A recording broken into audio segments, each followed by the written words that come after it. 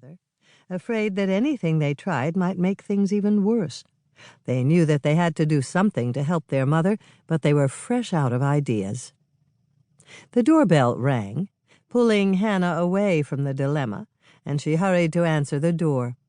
It was snowing again, a regular occurrence in Minnesota winters, and the temperature outside was well below zero. Hannah pulled the door open and began to smile when she saw Grandma Knutson, the unofficial leader of the Lake Eden Holy Cross Redeemer Lutheran Church.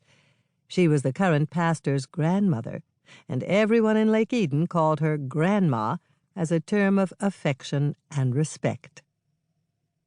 Standing next to Grandma Knutson was another one of her mother's friends, Annie Winters.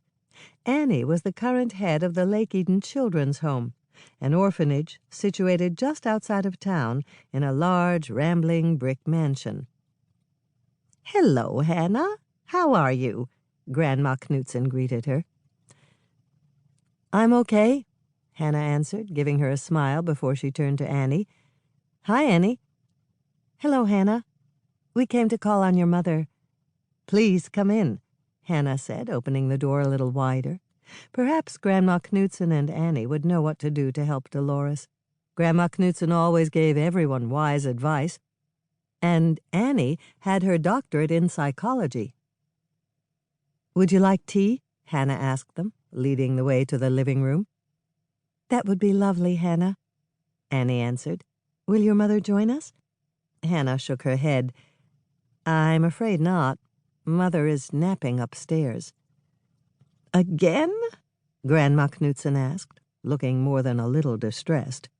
"I've been here 4 times, and it's the same story."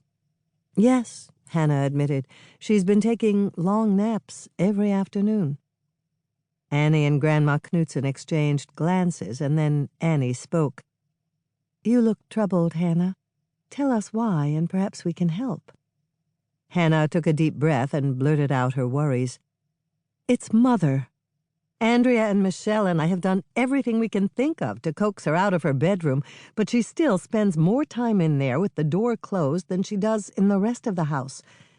And when I go up to straighten the bed, her pillow is wet with tears. We're afraid that she's going to withdraw from life completely, and we don't know what to do about it." Grandma Knutson gave a sad little smile. "It's a common reaction, Hannah," she said. "Some wives just don't want to go on with their lives when their husbands die." She turned to Annie.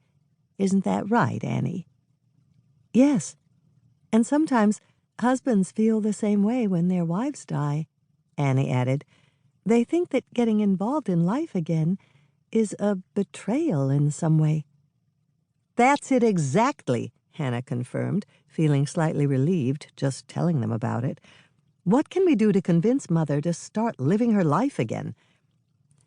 "We have to come up with a project that only Dolores can accomplish. A project that she can't refuse to accept," Grandma Knutson told her. "That makes sense, but—" Hannah paused and wiped away a tear with the back of her hand. "Andrea and Michelle and I have tried everything we could think of, but nothing has worked." "Did you try things that your mother would enjoy doing?" "Yes. Michelle was chosen for the lead in the junior play, and she asked Mother to help her learn her lines. I know that normally Mother would have loved to do that, but she claimed that she was too tired to help Michelle." "That's because she would have enjoyed helping Michelle," Annie explained, "and she didn't want to enjoy anything without your father." "What did Andrea try?"